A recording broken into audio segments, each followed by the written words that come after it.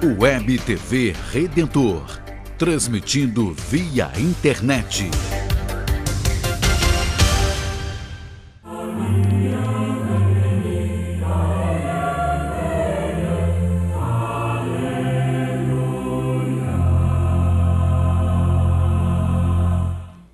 A paz e alegria do Cristo ressuscitado, presente no meio de nós, esteja no coração de todos vocês, caríssimos irmãos e irmãs. Tempo da Páscoa, ano da fé, ano da juventude, caminhada da igreja, nessa alegria, está sempre se renovando, sempre experimentando nova vida que vem do Senhor ressuscitado. Nós estamos em plena Assembleia Geral dos Bispos do Brasil. Em Aparecida, desde o dia 10 até a próxima sexta-feira, dia 19, acontece a 51ª Assembleia Geral Ordinária da CNBB. É uma oportunidade de todos os bispos do Brasil se encontrarem, discutirem assuntos importantes, rezarmos juntos, estarmos aí unidos na oração e, ao mesmo tempo, dando passos importantes para o futuro. Neste ano, nós estamos conversando sobre a importância de nossas paróquias estarem vivendo essa comunhão de comunidades. Paróquia enquanto comunidade de comunidades.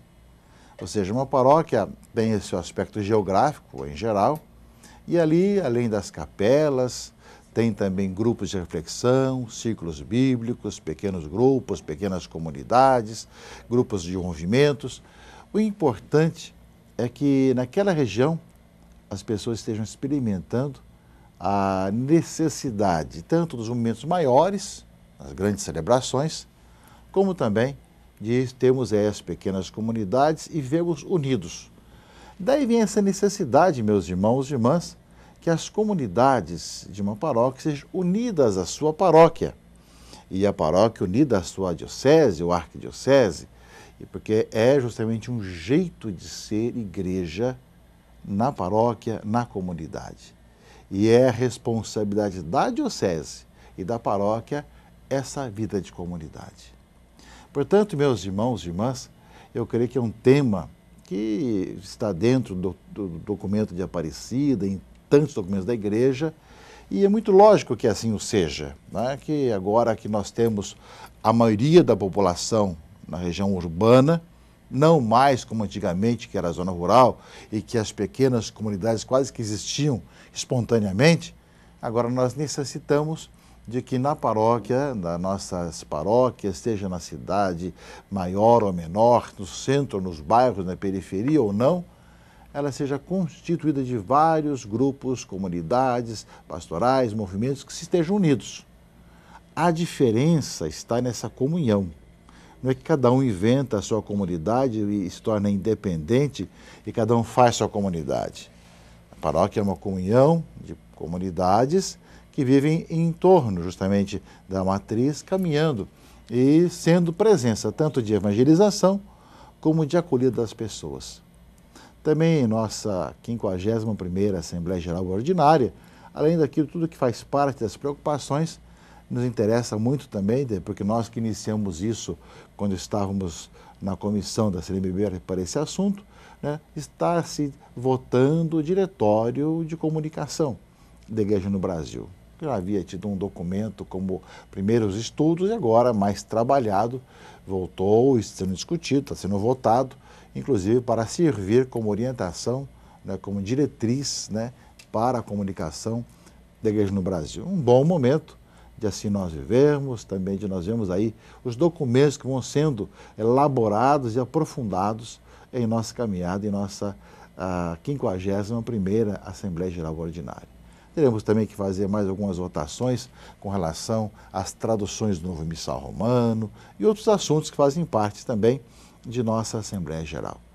Creio que vocês estão acompanhando pelos meios de comunicação, rádio, televisão, jornais, justamente o encaminhamento da nossa Assembleia Geral e que é um momento importante para a Igreja do Brasil.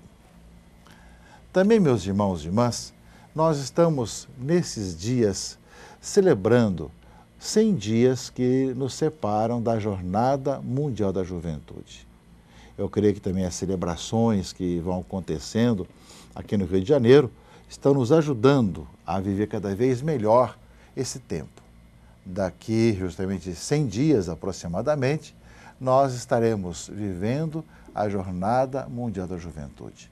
Um tempo em que a Igreja dá voz e vez, oportunidade à juventude para que ela possa dizer, falar, que ela possa organizar e fazer a experiência de ser justamente os sentinelas do amanhã, na alegria do Senhor ressuscitado.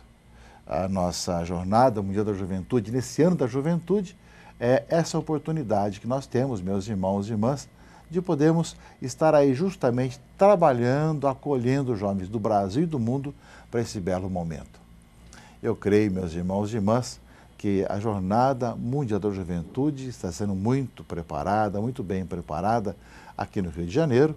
É essa oportunidade, de realmente nós acolhermos os jovens e agora, faltando 100 dias, de nós vivemos, vibrarmos e ainda mais nos prepararmos para esse belo momento. Lembrando que as dioceses, as paróquias, as cidades irão receber a Semana Missionária, todos faremos a Semana Missionária. Em Belo Horizonte terá a Semana Universitária, na semana que antecede a jornada.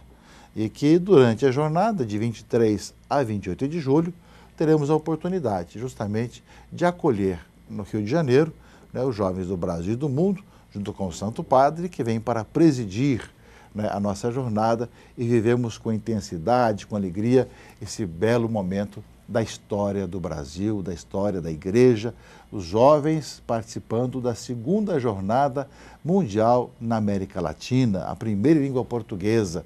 Por isso, um grande dom, um grande presente de Deus para todos nós. Celebremos com alegria e nesses dias estamos tendo várias celebrações desses 100 dias que nos separam da Jornada Mundial da Juventude.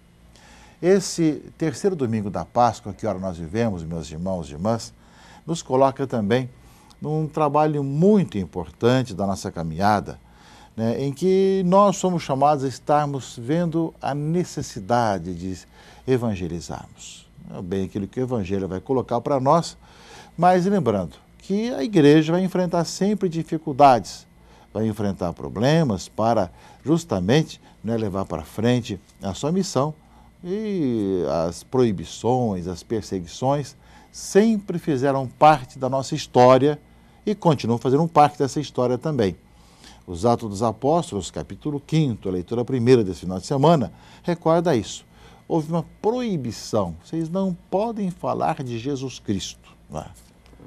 Isso se faz de muitas formas. Se fez no passado com o poder, outras vezes se fez com exércitos, hoje também, de uma forma ou de outra, se fala que você não pode falar de Jesus Cristo daquilo que ele ensina. Você está proibido. E muitas vezes falar de Cristo se torna perigoso, torna você suspeito. Em alguns lugares são até expulsos das cidades ou dos países.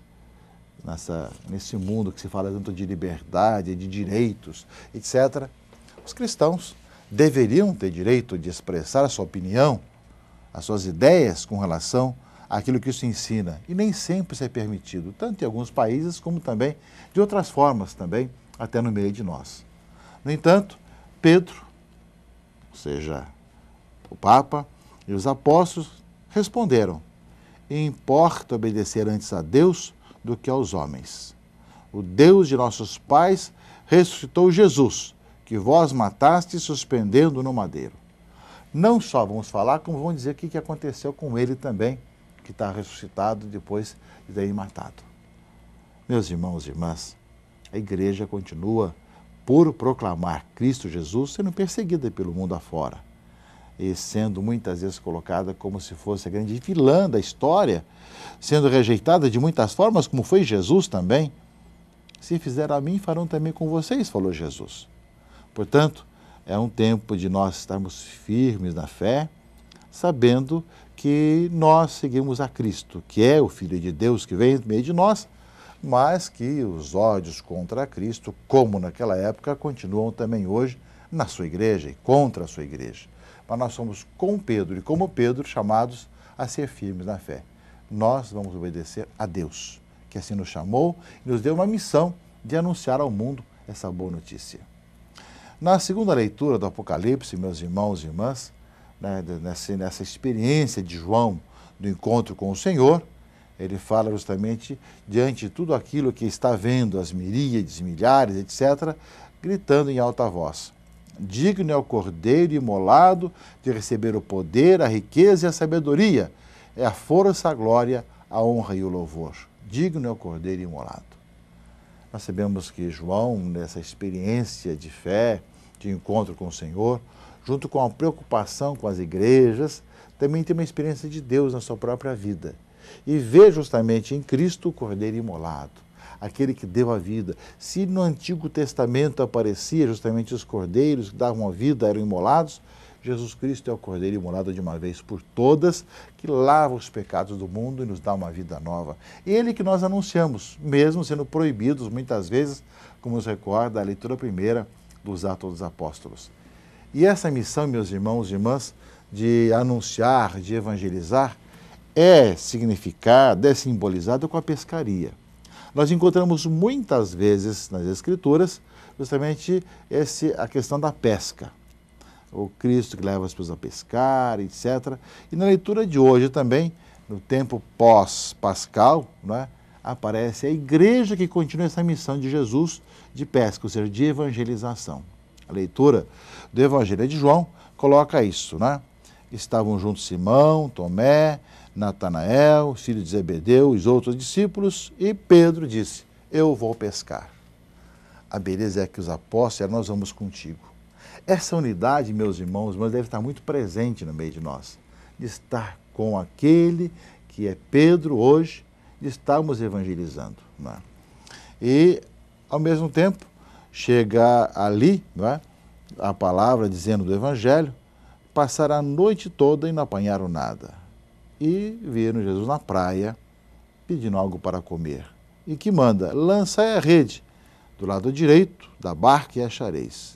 E assim o fizeram, e encheu a rede de tantos peixes que não podiam nem sequer trazê-los para a praia. Né? E reconheceram, nessa experiência de evangelização, de missão, de obedecer à voz de Jesus, é o Senhor que está ali.